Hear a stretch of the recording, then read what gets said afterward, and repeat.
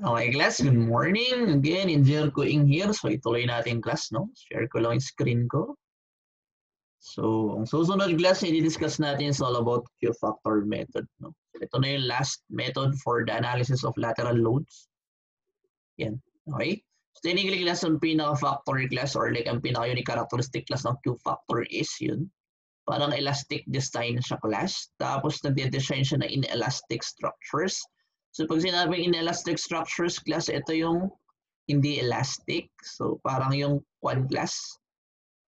Pag elastic kasi yan class, pag linagay mo yung load, tapos inalis mo yung load, babalik siya class sa original form niya. So kapag sinabing inelastic yung structure class, hindi siya ganun. So hindi siya babalik class. Technically ganun. Okay? Yeah, so moving on class, no? So compared class dun sa dalawa, mas accurate class ang Q-factor. Kasi kung secant delivery class, kino-consider niyo yung area class ng columns or like yung stiffness ng columns. Dito class, si Q-factor, kino-consider niya class yung stiffness ng members. Pag may members class yung beams tsaka yung columns. Okay? So, yan. So, ito yung formulas natin class. So, dito class, medyo ang galawan natin class is formulas, tapos may table. Okay? So, ang unang formula natin class is yung tinatawag natin relative stiffness. So, relative stiffness class is equal to I over L. I class moment of inertia, L class yung length of nung member. Okay? So, meron tayong procedures for analysis class. So, technically dito class, meron lang tayong tinatawag na distribution factor. So, yung distribution factor natin class, magkaiba yun. Depende, iba class yung sa column, tapos iba rin yung sa girder. Okay? So, kung papansinin nyo class, medyo baliktad to, no? So, ang distribution factor class ng column, ang gagamitin mong values class is yung values ng girder. So, pag sabing girder class, ito yung beams. Okay, so beam girder class, more or less parehas yun. Mas malaki lang kasing, bigger beam lang kasi ang girder. Okay? So, ganoon rin dito class. So, sa girder distribution factor class, ang gagamitin mong values yung columns. So, technically class, baliktad sila. Okay? So, i-inspect mo kasi yung formula, para ito yung relationship nila class. Okay? So pag pinag-add mo daw class yung girder distribution factor tapos yung column distribution factor class, equal sila sa 1. Okay? Tapos ang isa pa dito class, ang i-reiterate natin, no? Ang column distribution factor class, iba yun kapag support na yung pinag-uusapan. Okay? So depende class sa support, merong values yan. So pag fixed support class yun, ang column distribution factor may equal to 1. Gets ba? Okay, so tandaan nyo yung class ha. Pag fixed support class, ang column distribution factor mo, matic class is equal to 1. Okay? So, iba pa class. So, meron rin tayong tinatawag class ng multiplier. So, magkaiba ulit class yung multiplier ng column chas girder. Technically class, pag column multiplier, ang gagamitin mo class is yung columns. Column distribution factors. Okay? Meron rin tayo kasi tinatawag na column moment factor. So, yung column moment factor class, ito yung formula niya. So, hiwala rin doon class yung girder moment factor. Okay? Tapos class, last yung pinakagusto nating ma-solve class, yun nga. Yung column end moment class, tapos yung girder end moment. So, may sarili din sila class na formulas. Okay? So, yan. So, yeah. Para mas magets natin class, mas magandang i-apply na lang natin class para mas makita nyo kung paano siya i-solve. Okay? So, sagutan natin class yung example 1.10. Okay? So, titignan nyo dito class. Yeah. Ang given dito class, syempre matic frames ulit tayo, no? So, ang pinaka-given dito class, sinabi niya dito, I is constant. Pag sinabing I is constant class, more or less, lahat ng cross-section class ng beams tas column, pare-parehas. Or like yung stiffness class, yung moment of inertia class ng lahat ng members, I. Okay? So dito class procedural tayo. Ang pinaka-steps natin class more or less. Ang itsura kasi ng class ng parang endgame natin class is yung table, no? Okay? So ang first step natin class is isolve muna natin yung stiffness.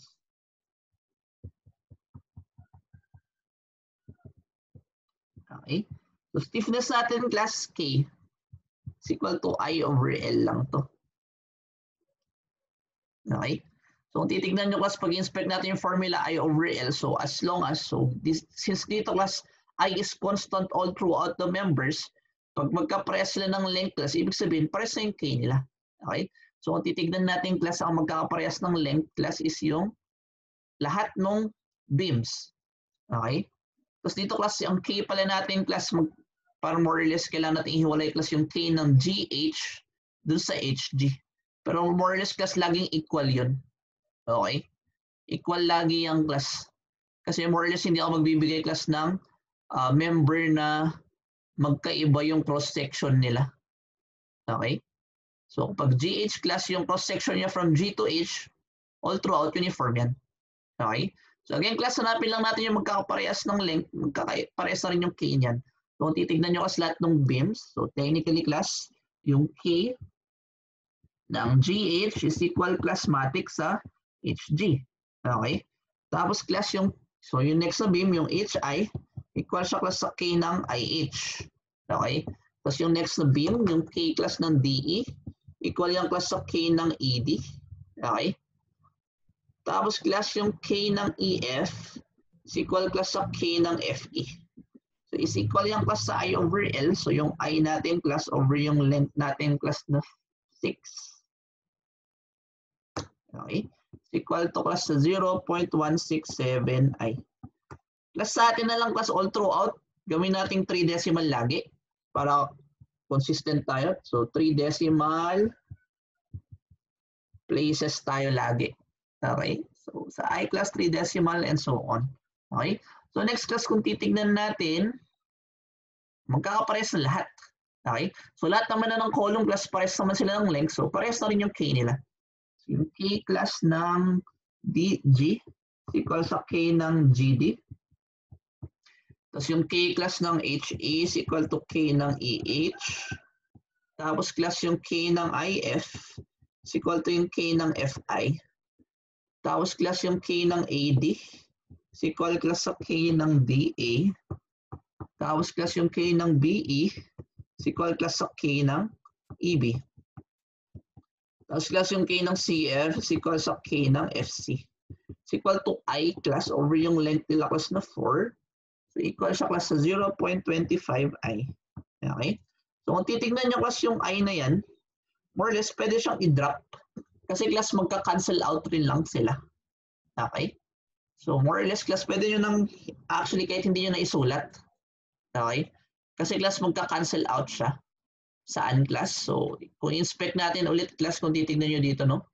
So lahat ng may K class may I yan. Okay? So ang endgame natin class kung titignan nyo is itong dalawa, di ba? So kailan kang magkaka-I class? So yung C mo tsaka yung G mo class may I na yan. Pero kung titignan mo class C over yung C, so yung I nilang dalawa class magka-cancel out rin lang.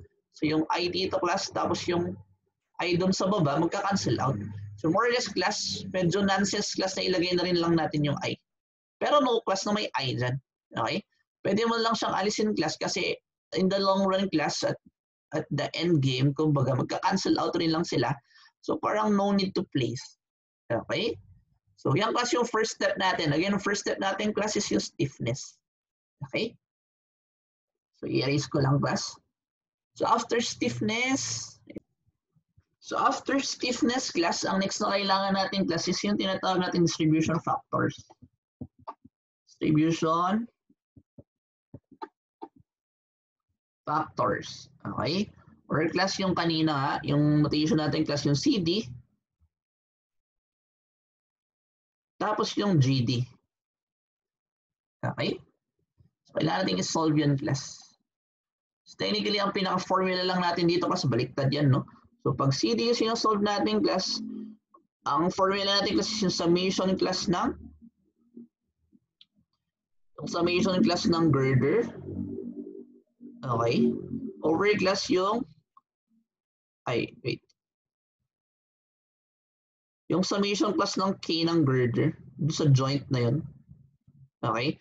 Over class yung summation ng K dun sa joint. Okay? Yung GD naman class, ang formula natin dito is yung summation. So baliktad yan, no? Pag column yung pinag-usapan, yung values ng girder ang gagamitin. Pag girder yung pinag-usapan class, ang values ng K yung gagamitin. Summation ng K sa joint. Okay? So ganyan yung formulas natin.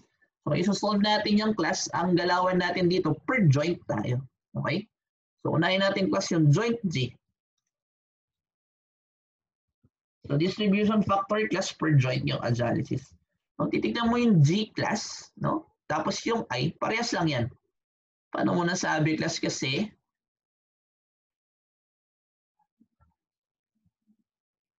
Kasi class yung nakakonect sa kanila, parehas. So kung titignan mo, di ba, yung GD class tapos yung IF, parehas sila ng I, parehas din sila ng length. So technically class, parehas yung K nilang dalawa. So more or less class, identical yung I, tapos yung G. So pwedeng isahan na lang natin siya. Okay? So kung isosolve natin class, again, ang una natin isosolve class is yung, kung titignan nyo kasi class, kailangan kasi natin talaga yung summation ng K doon sa joint. Okay? So yun yung una natin isosolve class, yung summation ng K doon sa joint. Okay? So ano yung class? I-add lang natin class yung K dito sa joint. So since pinag-uusapan natin class is ito, so yung K class, di ba? So dalawa lang naman to class, is either beam lang siya or column doon sa sinolve natin, di ba? So pag beam siya class, ang K niya is ito, 0.167. So 0.167. Okay? So again class, hindi ko na isasama yung I, no? Kasi magka-cancel out rin lang mamaya. Okay? Plus class yung 0.25. Okay? So kung titignan mo class, pag inad natin yan, 0.417. Okay? Tapos i-compute na natin class yung CD. So yung CD class, again, yun yung formula niya. So i-add lang natin daw yung sa girder class. So ang girder natin class, diba, yung 1.67. Yung 0.167 over class yung total. So 0.417 is equal to class 0.4. Okay? Yung GD naman natin class is yung 0.25. Yan yung K ng column, di ba class? Okay? All over class yung total ng joint. So 417 is equal to 0.6. So ang checking natin dito class, kung titignan nyo, dapat class pag pinag-add mo ito, tapos yon equal sila sa 1. So yan yung checking natin. Okay? So next natin class, joint H. Okay? So dating gawin class, gawin na natin blue to. So again class, ito is, gawin na lang natin red. So yung joint G and I. So yung next natin class is yung joint H. Yan. Okay? So matic class, di ba? Ang sinusolve natin una lagi class is yung K sa joint. So kung titignan mo kasi sa H, meron tayong tatlo. So dalawang beam, no? So ang dalawang beam yung class is equal sa 0.167 plus 0.167 plus 0.25. Okay? Yung total nito was 0.584. Okay? So solve natin yung DG. So sa C class, so kung titignan natin, i-add lang natin lahat ng K ng girders. So meron tayong 0.167, 0.167 over yung total class na 0.584. So equal to class sa 0.572. Okay? GD naman class is equal to yung summation ng K ng column, so 0.25 over yung 0.584. So pag kinalculate mo yan class 0.428. Again class, ang checking natin is dapat pag pinag-add mo yung dalawang to, equal sila sa 1. Okay? So yan na class yun sa dalawang joint. So i-erase ko lang ulit. So ituloy natin class. So after natin sa joint H, so ang next step natin class is yung joint D.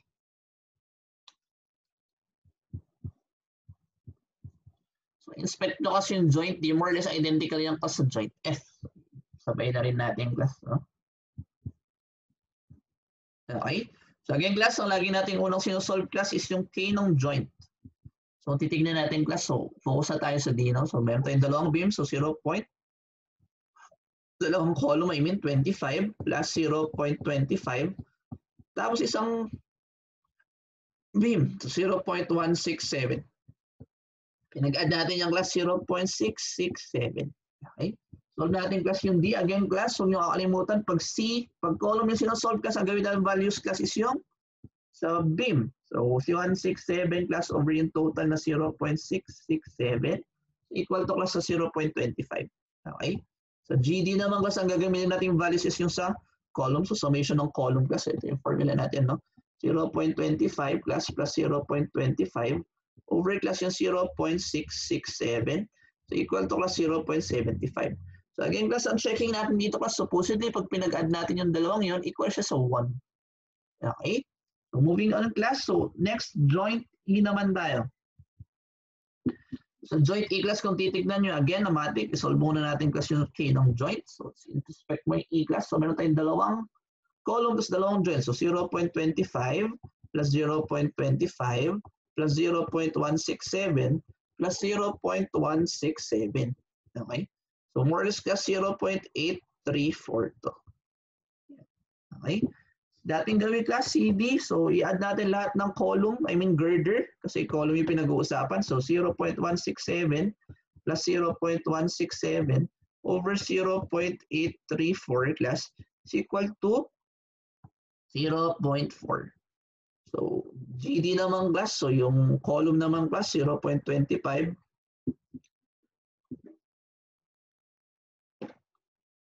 plus 0.25 over class yung total na 0.834. So equal to class sa 0.6. So again class, checking natin is dapat pag pinag-add mo yung dalawang yun, equal sa 1. Okay? Kung titignan natin class yung joint A, yung B, tapos yung C, pare-parehas yung yan. Okay? So di ba may rule tayo class? So kung titignan nyo, kailangan lang natin dito class since column sila, yung distribution factor class ng column. Okay? So more or less class, ang distribution factor natin dito class is equal to 1. Bakit class? Kasi A, B, C are fixed. Diba may special rule tayo class? Pag nagsosolve ka kasi ng CD, tapos support sila, tapos fixed class, dapat CD is equal to 1. Okay? So yun na class yung lahat ng distribution factors natin. Okay? So erase ko lang ulit. So after natin class mo solve yung distribution factors, ang next natin class, more or less isolve na rin natin yung step. Ito class. Ito. Yung MN. Ito. Moment ng nth story. Okay, so yun yung next natin class. So yung M of nth story. Okay? Or famously known class as yung MN. Okay? So ang formula natin ng class ng MN is equal to yung summation ng M dun sa nth floor. Kung wala yung moment class with respect to that floor. Okay? So paano yun class? So ang gagawin natin class, so per floor to, no? So una kasi kakat dapat natin dun just above the floor. So kung titignan nyo dito class, no? Pass a section just above the story in question and consider the upper free body diagram. Okay, so kung titignan natin class, no? Consider natin dito. So kung ang gusto natin kunin class is yung M ng second floor, no? So equal yung class sa moment nung moment dun sa second floor. So kailangan daw natin class mag-cut. So yan, nag-cut tayo class, no? So ang itsura class na ating working structure is ganito. Ganyan.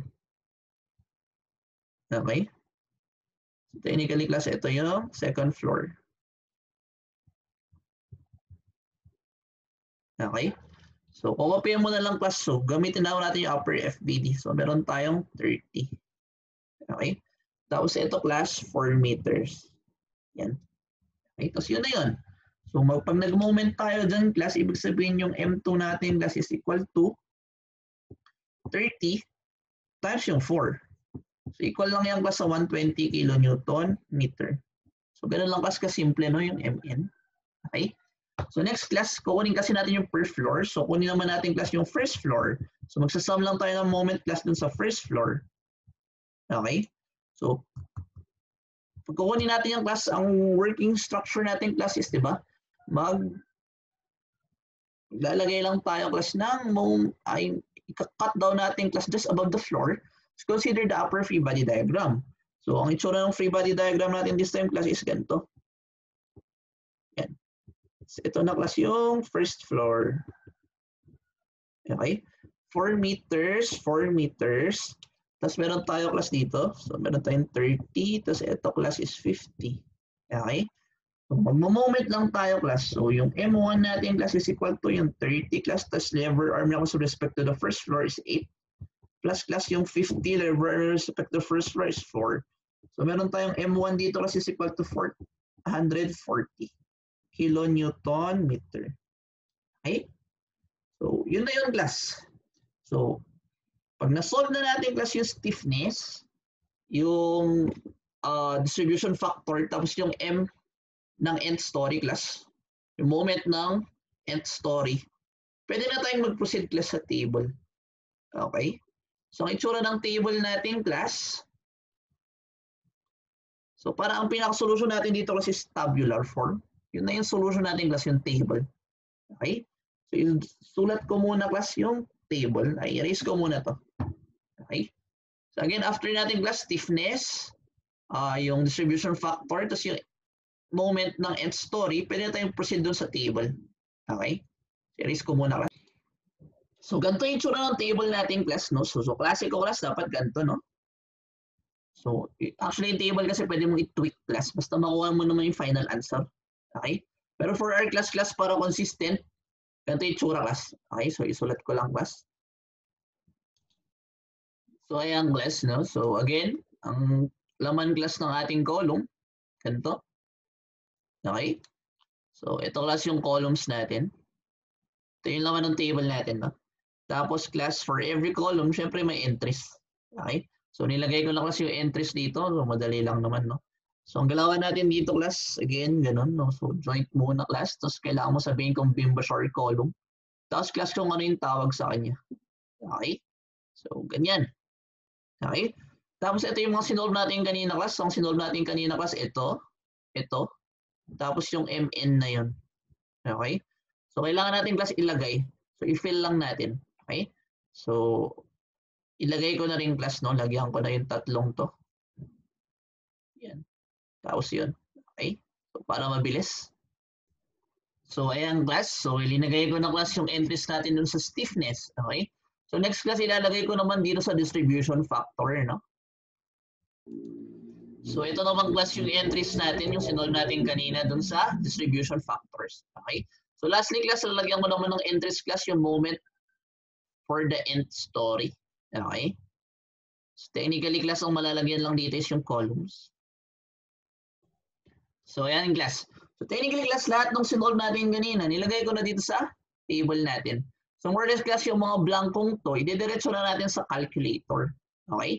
So technically class, ang galawan natin, meron tayong 3 parts. So yung unang part class, lalagyan muna natin itong dalawa. Okay? Tapos yung second part class, lalagyan na natin ito. So 3 beses tayo magka-calculator. After niyang class, lalagyan na rin natin to. Okay? So gagamit tayo class ng calc function.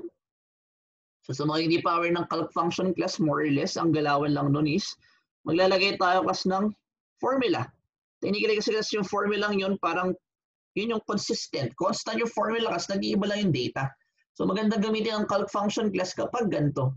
Kumbaga isa lang class yung formula mo, pero nag-iiba class yung given. Okay? So gawin natin class. So again class, unahin natin yung first part na to. Okay? So para sa first part na yan class, para ma-fill natin yung first part na to, tawagin muna natin, maglagay muna tayo class ng notations. Okay? So paano yung notations natin class? So itong column na to class, tatawagin natin itong column A. Yan. Okay?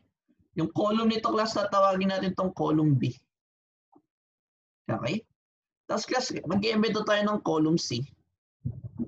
So yung column C class, ang tawag natin dito class is yung C, yung kabaliktarang class nung nandito. So kung ito class tatawagin natin CIJ, ito class tatawagin natin CJI, or GD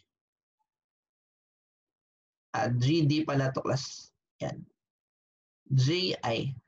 Tapos yung kabaliktaran. Okay? Kasi class, kung titignan nyo yung formula natin dito, ito class. Ito. So yung formula natin class, di ba? So kukunin mo muna class yung distribution factor niya. Tapos class yung distribution factor yung kabaliktaran. So observe nyo yun class ha. Ito class IJ. Okay? Ito class is JI. So kung tutukusin class, kung gusto mong kunin yun nandito class, so kukunin mo muna yung distribution factor ng GD. Tapos isi-switch mo siya class. Babaliktarin mo. Kukunin mo naman na class yung distribution factor na class ng DG. Gets ba? So, ganun yung class yung ji sa ij. Okay? So, with that class, kompleto na tayo. Pwede na nating sagutan class yung first part na to. So, yung first part class ng calculus natin class, i-fill up natin class yung dalawang column na yan. Okay? So, ano yung formula natin class? So, kung titignan yung formula natin dito class, ang formula natin, so ang gagamitin natin class na unknowns is ito, kasi ito yung mga nasa calculator, no? So, ang formula natin class dito, sa CM, di ba? Kung titignan nyo, di ba? CDIJ lang yan. So, dito class is dapat B plus yung C over 2. So, yan yung formula natin dito. Gets ba? Okay? So, lagyan na rin natin ng D class. D is equal to ganyan para mabilis.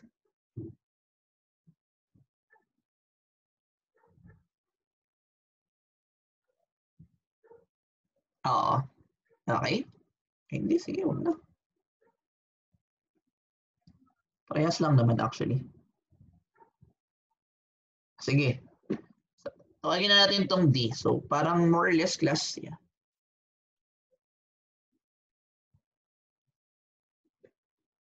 Oo, so ganyan. So, para hindi natin i-enter yung buo class, itong function na yan, tawagin natin D. Okay? So, kung titignan naman natin class yung formula ng C tapos G class, ganito yun.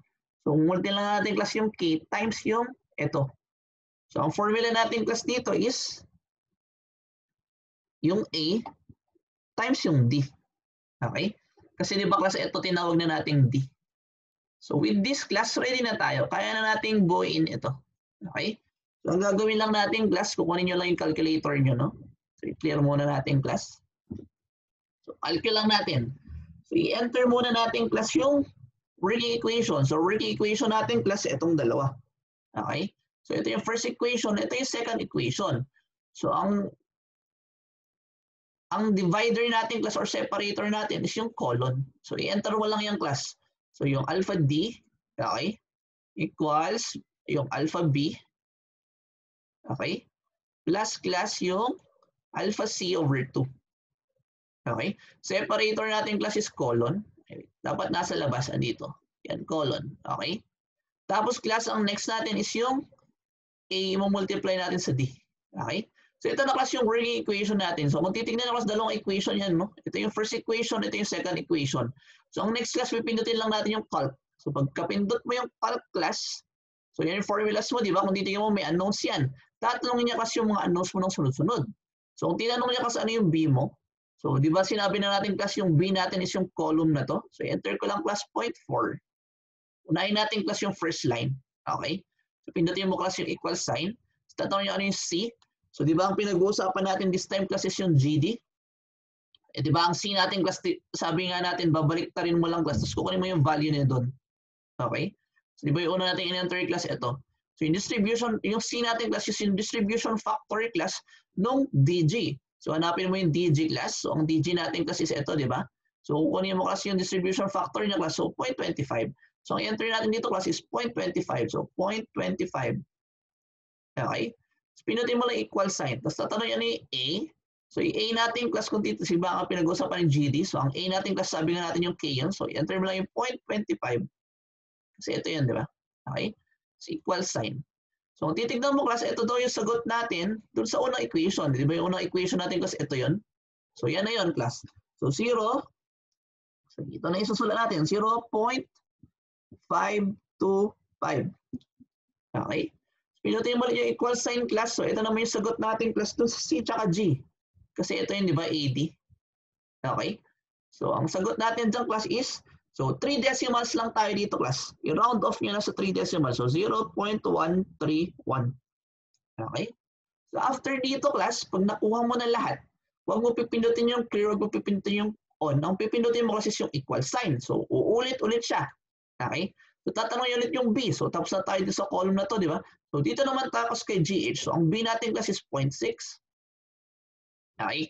Ang C natin class, again, di ba, is yung kabaliktaran ng GH. So, GH yung pinag-uusapan. So, hanapin mo yung HG. So, ang HG natin class is ito. Tapos, kunin mo kasi distribution factor niya. So, ito yung distribution factor niya. So, 0.428. Okay? Tapos yung A niya class, so balik na tayo dito sa second column. So 0.167. Okay? Pinutin mo equal sign class, ito yung sagot natin.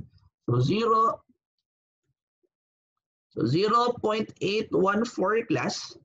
Tapos pinutin mo equal sign. So round off natin class 3 decimal 0.136. So dire-diretso lang tayo dun class, no? So equal sign mo lang ulit class. Dito na tayo sa third row. So sa B class, tanong na yung B natin class. So ang B natin is 0.572. Okay? Yung C natin class, yung EH. So hanapin mo yung EH, 0.4. Okay? So yung A natin class is 0.25. So equal sign class, so ito na ulit yun. So 0.772. So kung titignan nyo class, mabilis, no? Basta bilisan mo lang may mag-enter. 0.193, 0.193. Okay? Equal sign ulit class. So tatanungin ulit yung B. So andito na tayo sa fourth column. So ang B natin class again is ito. So 0.428.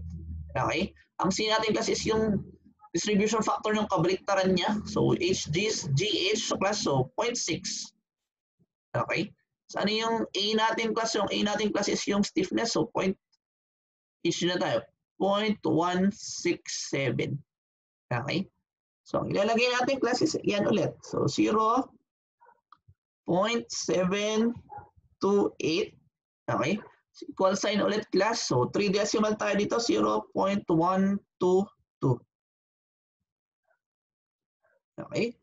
So, same class. Again, equal sign. So, fifth row na tayo. So, B natin class is 0.428. Okay? Ang C natin class, hanapin mo kabaliktaran. So, IH, so 0.6. Okay? Tapos yung A natin class, ay yung A natin is yung stiffness, so 0.167. So, equal sign class. So, yan lang ulit. So, 0.728. Okay? So, equal sign ulit class. So, 0.122. Gets ba class? So, last class, to i-fill ko na yung table, no? So, equal sign na ulit class. So, andito na tayo sa column ni IF. I mean, yung row ni IF class. Okay?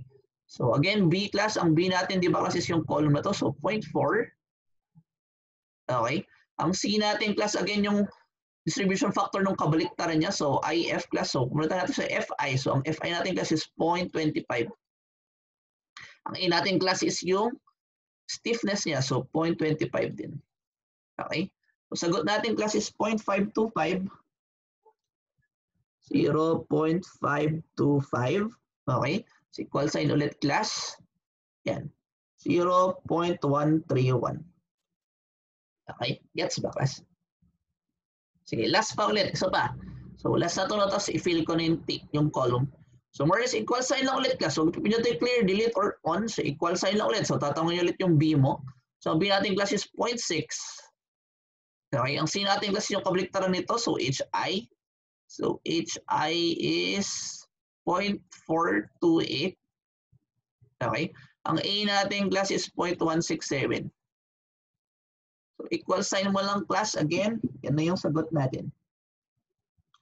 So 0.814. Tapos class 3 decimal 0.136. Gets ba? Okay? So again class, pero bilis i-fill up ko na yung buong column nung dalawa. Okay? Okay? So again class, tapos na tayo sa first part ng calculator natin. So na-fill up na natin class yung buong to. Okay? So yung second part naman natin class is para masagutan na natin yung buong moment ng column. Okay? So dito class, again magre-reset. So kailangan lang ulit natin class i-consider kung ano yung meaning nito. So kung titignan nyo kasi anong meaning niyan. So yeah. So, ang meaning lang niyan class is i-add natin yung, i-add natin class yung C ng mga per story column. Okay? So, per story column class kung titignan nyo. Yan. So, unahin natin class yung ito. So, ang meaning nito class is yung sum class ng mga column factor class nung per floor. Okay? So kung titignan mo class yung C nito, yung C niyan, tapos yung C niyan, i-add natin. yun yung C class ng second floor. Okay? So, kung titignan nyo class ang 120 class, di ba ito yung mga first floor? I mean, second floor to. Okay? So, kailangan natin class i-add yung second floor.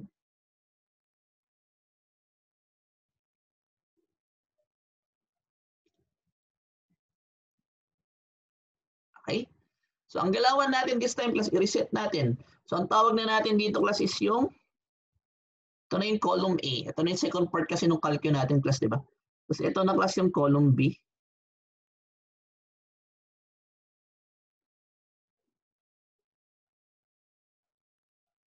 Okay?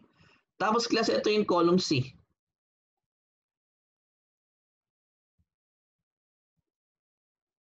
Yeah.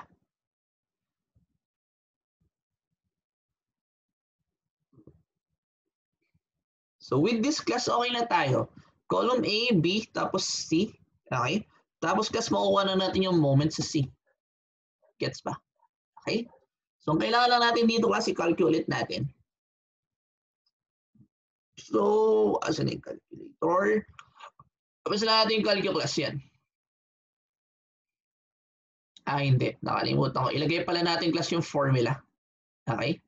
So, dapat alam natin class kung anong formula ng MC. So, ang formula ng MC class, kung titignan nyo, saan yun? Ito yun. Okay? So, gamit class yung mga lettering natin class, dapat ang final formula natin ng MC class is equal to yung C times class yung A over class yung B. Okay? So, yan lang ilalagay natin ko sa calculator.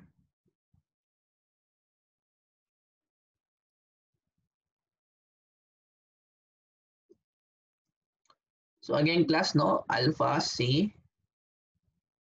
alpha A, alpha B.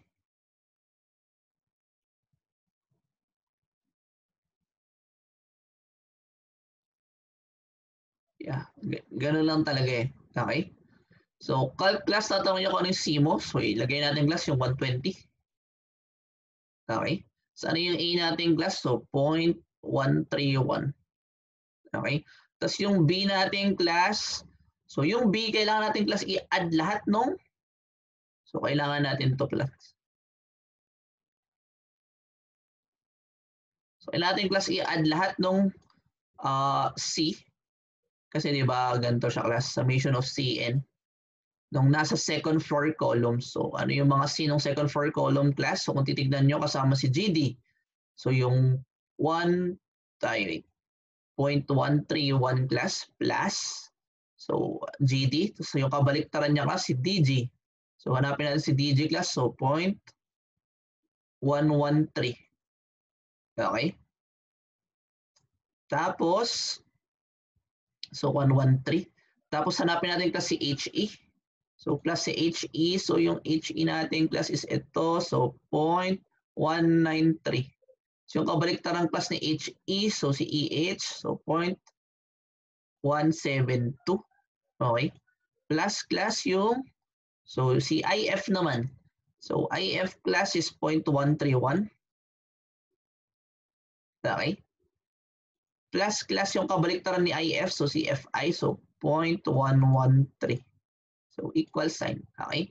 So, titignan nyo class, ito na yung mga sagot natin. Yan. Okay, may kulang.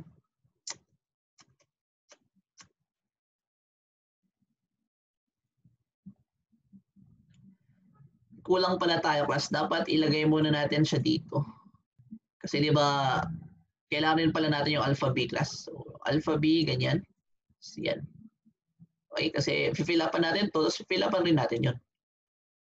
Okay? So, again, calculate natin, no? Ngayon, ulit tayo. Ay, hindi. Ganun lang ulit. Na-save naman na natin eh. So, sakto class, di ba yung B natin, tama? Yan, yung pinag-solve natin kanina kasi yung inad natin lahat ng column factory class ng second floor columns. Okay, so yan yung B. C natin class is 120, tama? A natin class is 131. So ito na yung sagot nating class dito. Okay? So titingnan nyo kasi lahat na ng second floor columns, ito na yung summation. So ilagay na natin lahat, 0.853. So okay. So hanapin mo na kasi lahat ng second floor columns. So yung DG. So hanapin natin kasi yung DG. So ang DG class is ito. So 0.853. Okay? Same class yung HE. So yung HE class, ito, 0.853. Tapos yung EH, so yung EH class, 0.853. Ano pa? IF. IF class, 0.853. Tapos yung FI, 0.853. Okay? So, tuloy-tuloy na tayo dito, class. So, kung titignan natin, di ba, yeah. So, ito naman, class, yung sagot na natin dito sa column na to. So, yung column na yung class, ilagay na natin, no? So, yung column na to, class, is 118. So, for the 3 decimal ulit tayo, class. T9. Okay? So, dire-diretso na natin, class. Yan. So, yung B natin, class, so, skip natin to kasi wala namang, ang pinag-usapan natin, class, is column. So, yung mga block lang. Okay? So, ang B natin, class, this time, again, yan. Tama. Tapos, C is 120. Tapos, ang A natin, class, is ito. So, palitan natin, class, 0.193. Okay? So, maging sagot natin, class, dito, again, yun na yun, no? Tapos, class, ito. So, ito na, class, ilalagay natin dito. So, 3 decimal ulit tayo, so 27.151. Okay? So, tuloy-tuloy lang. So, dito naman, class, so again, ang B natin, tama, di ba? Linagay na kasi natin yan. So, and yung B, yung C natin, class, is again, 120. So, unahin na lang muna natin, class, lahat ng may ganito.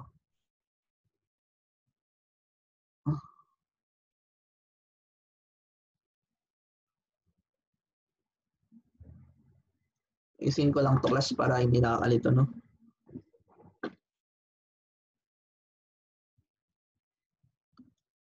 Okay? So, para dire-diretso, class, lahat muna nung may laman, class, yun yung diretsoin natin. So, yan. Wait. Banking.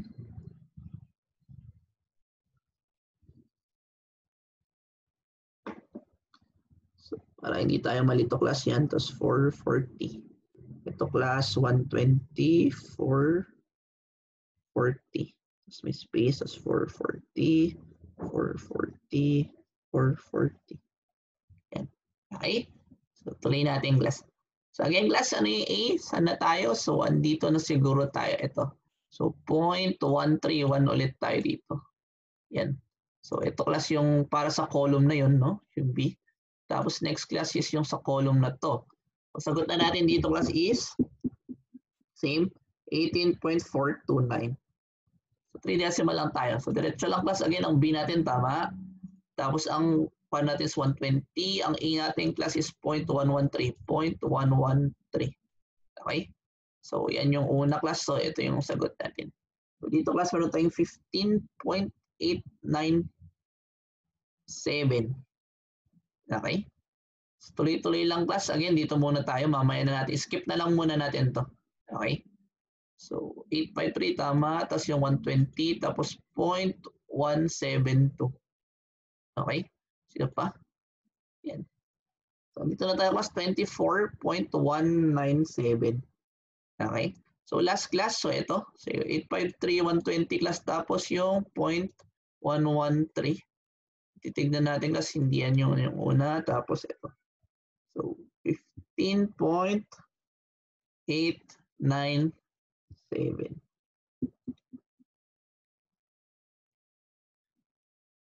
Okay? So, after nun, class, nasagot na natin lahat ng second floor columns. Doon naman tayo sa first floor column. So, titignan nyo, class, tinanong nyo kung ano yung B. So, wala pa tayo doon, class, sa mga first floor columns, no? So, kailangan ulit natin i-add. So, titignan natin, class, ano ba yung mga first floor columns. So, yung AD. So, hanapin natin, class, yung AD. Kunin natin yung column factor ni AD. So, AD.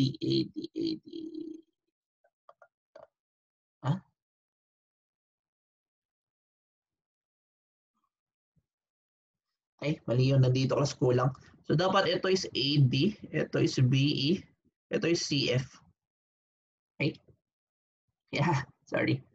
So, yeah, tuloy natin class. So, yung B. So, again, class, salapin natin yung column factor ni AD. So, AD class, di ba? Column factor yun. So, 0.281 plus AD, yung kabaliktar ni AD kasi DA. So, DA 0.188. Okay. Tapos si BE naman class. So, si BE 0.3 plus class CEB. CEB class is 0.225. Okay. Plus class si CF. So, 0.281. Tapos yung kabaliktar ng CF class. So, si FC. FC 0.188. Okay. Tiny class yun na yun.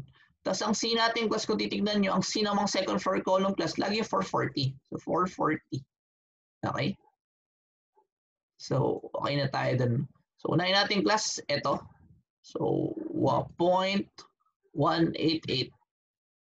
So, kung titignan nyo class, ito na yung sa lahat ng second floor column, yan na yung summation nila. So, ilagay na natin lahat class, no? So, meron tayong 1.146, 463 pala. 463, 463, 1.463, 1.463, 1.463, 1.463. Okay? So, tuloy-tuloy na tayo class. So, yan na yung B. Na-enter natin yung B, no? Tapos class, ito yung una nating sagot. So, ang una nating sagot class is ito. 56.541. So, 3 decimal lang tayo ka. So, 56.541. Okay? So, tuloy lang class. So, B again, ang B natin, tama, di ba? So, dito na tayo sa row na to. Tapos, ang C natin class, 440. So, papalitan lang natin class ano yung A. So, 0.225, 0.225. Tapos, yan class yung una. So, yun yung ito, 1.46, no? Tapos, ito na yun class. So, meron tayong 67.669. Okay? So, tapusin na natin yung class. So, again, yan. Tapos, at this time class, 0.188. Yan. Okay? So, meron tayong 56.541. Lastly, class, yan. Tapos yung A natin class is 0.281. Yan. So, meron tayong 84.511. Okay? Tapos A class. So, update natin dapat 0.3 to. Yan. Tapos ito yung gusto natin class. So, 90.226. Okay? Last class. So, yan. Tapos 0.281. So, kung titignan natin class, press lang dun sa taas. So, 84.511. Okay? So, with this class, kung titignan nyo, natapos na rin natin yung second half ng calculator natin. Okay? So, lastly class, so dito na tayo. So, kailangan lang natin dito kasi is yung formula niya. So, ito class is yung G, no? So, tawagin natin class yung column na to na E. Yan. Tawagin na natin itong E. Column E. Okay? I mean D.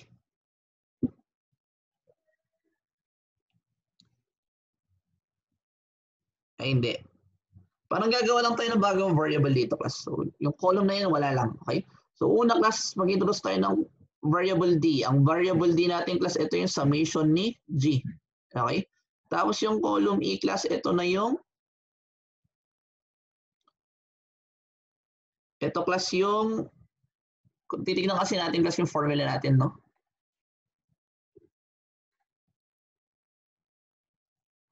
Yan. So, ang gusto natin mapalabas kasi, class, is ito. Okay? So, kung titignan nyo, class, wala pa tayo ng summation of MC. So, summation of MC dapat tayo dito, class. Doon sa joint.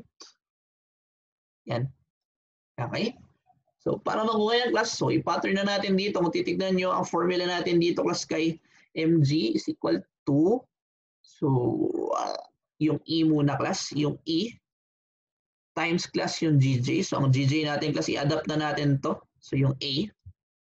A over class yung D. Yan. So, yan yung working formula natin, no? So para naman dito, class, ang working formula natin dito, class, is parang A over yung E. So, dalawa yung formula natin. Ay, ba't E? D pala to.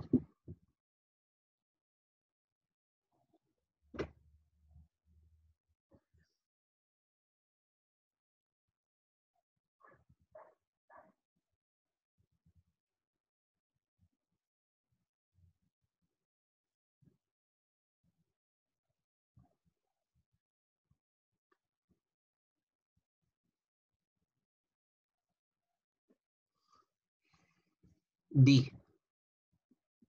Okay? Kasi ito, class, yung sa joint, di ba? Yan. Okay? So, ganun. So, go lang ulit, class. So, calc function ulit tayo. So, labas natin yung calculator, no? So, titignan nyo kasi ang i-enter natin. So, i-clear natin. So, una, class, is yung column na to. So, anong lalabas sa column na yun, class? Dapat yung alpha A over yung alpha D. Okay? Semicolon, class. Tapos, yung E, A over yung D. Okay? So, pinutin natin yung calc, class. So, tatawagin yun ng A. So, ang A natin, class, this time again is ito, di ba? So, i-enter natin, class, yung 0.131. Ay, hindi. Ang pinag-usapan na pala natin dito, class, is yung beams. So, dapat yung blue. So, 0.136. Okay? Yan. Tapos, yun yung D natin, class. So, yung D, class, kailangan mo i-enter yung summation ng G dun sa joint. So, pinag-usapan natin joint, class, is yung G. So, ano ba yung sum, class, ng mga girder factor dun sa joint G? So, pares lang, 0.136. Okay? Tapos ano yung E natin, class? So, yung E natin, class, is yung summation ng column moment dun sa joint. So, ito yung class. So, yung 18.429. Okay? So, yan yung una, class. So, dito daw, class, ilagay natin 1. Ito is 1. Okay? Yan. Tapos, ang sagot natin dito, class, is ito. So, ang sagot natin dun sa unang moment ng girder, class, is 18.429. Okay? So, gets ba? So, tuloy-tuloy lang tayo, class. So, ang sasagutan natin, class, dito is yung mga blue. So, disregard na natin, class, yung mga column. Okay? So, ano yung A natin, class? So, ang A natin is 0.122. Okay? So, yung D natin, class, again, yun yung summation ng G dun sa joint. So, kung titignan nyo, class, i-add lang natin yung dalawang to. So, 0.122 plus 0.122. So, yung pinag-usapan natin yung joint, class, is yung H. Ilan yung beam dun, class? So, i-add natin yung dalawa. Yan. Okay? Tapos yung E natin, class, yung E natin is yung summation ng moment column dun sa joint. So kung titignan natin, class, di ba kung pinag-usapan joint H, so meron lang tayo isa, 27.151. Okay? So yan. So titignan nyo, class, dito daw sa una, ito is 0.5. Yan. Okay? Tapos ang moment natin, class, is 13.576. Okay? So, tuloy lang ulit. So, yung A natin, class, is same, 1, 2, 2. Yung D natin, class, is pag pinag-add mo yung dalawang yun, di ba? Yeah. Tapos, class, yung summation ng column moment natin, class, is isa lang yan. So, same sila. Parehas sila, class. So, ito, 0.5 din siya. Okay? Tapos, ito, class, same. 13.576. Okay? So, move on tayo, class, dito. So, nandito na tayo, class, no? Next na beam. So, beams lang tayo dito, class. So, ang A natin, class, is 0.136. Okay? Yung D natin, class, again, ang D natin, class, is yung summation ng G sa joint. So, mag-isa niya lang naman. So, 136. Okay? E natin, class, summation ng moment. So, ang pinag-uusapan natin joint, kasi is yung pan. So, 18.429. So, 1 tayo dito, class. So, 1. Tapos, yung moment natin, class, is 18.429.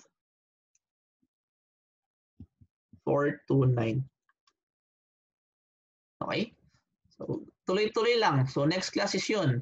0.175. Ano yung D niya class? So ang D natin class, di ba, is yung summation ng girder factor class dun sa quad. So siya rin lang, 0.175. So i-add lang natin yun. Okay. Ang E natin class, i-add mo yung column moment. So ang pinag-usapan natin is D. So itong dalawa class, kailangan natin i-add yan. So 15.897 class plus yung 56.5541. Yan. So dito class, meron tayong 1. Tapos 72.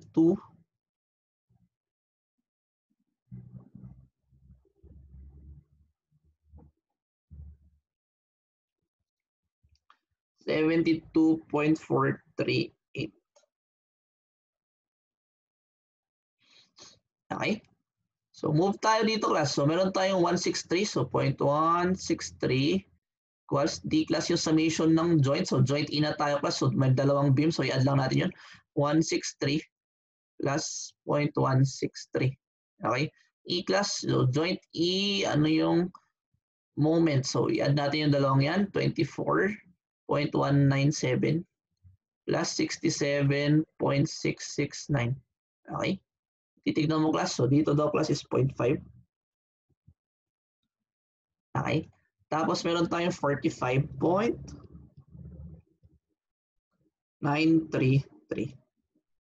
Okay? So ganun ulit. So kung titignan mo class, same 163.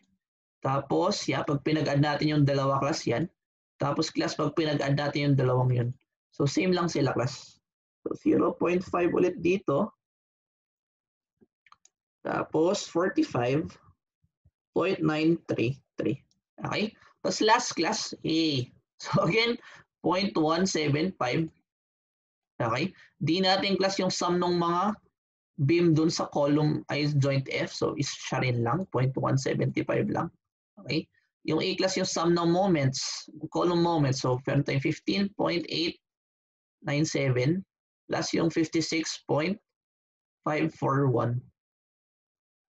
Okay? Equal sign. So dito 1.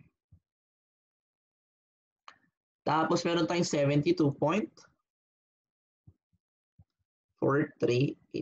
Okay? So titignan nyo kasi yan na lahat yun. So ito na yung mga sagot. So ang disadvantage lang class ng Q factor,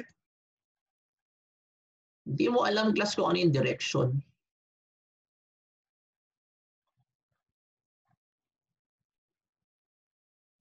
Yan. So na yun. Okay? So sagot natin dito class is ito. Yung mga naka-red. Okay? So ang talo lang dito class is yung advantage niya is hindi mo alam yung direction. Pero alam mo yung value. Hindi mo lang alam yung direction. Okay? So i-check natin class. So yan. So titignan nyo kasi i-compare natin yung column na to dun sa column na yan. Okay? So yung column na to class dito sa column na yan. So sakto naman. Okay? So yun class, i-end natin dito. So supposedly meron pa tayong isa. Okay? Pero for now class, i-stop natin yung video dito. So thank you class for staying. See you at the next video. Bye!